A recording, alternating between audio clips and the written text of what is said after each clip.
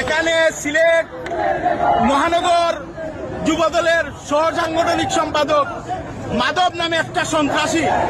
এক কুখ্যাত সন্ত্রাসী মাধব কয়েকদিন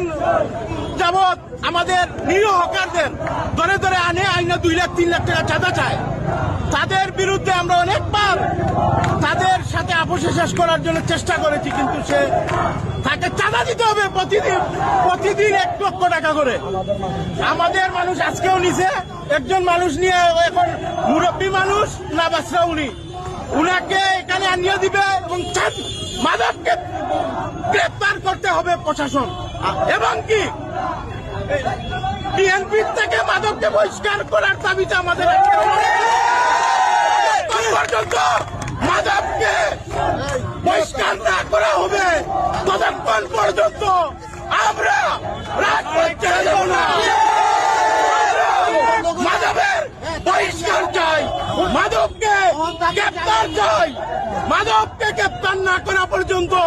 আন্দোলন চলবে। হঠাৎ ধরে নিয়ে আমার বন্ধু আমরা 2জন মানুষ দেখছি, এর আগেও 2জন মানুষ নিয়ে চাঁদা আদায় করে থাকছে, এখনো তারা আবার আমি বললাম ভাই আপনার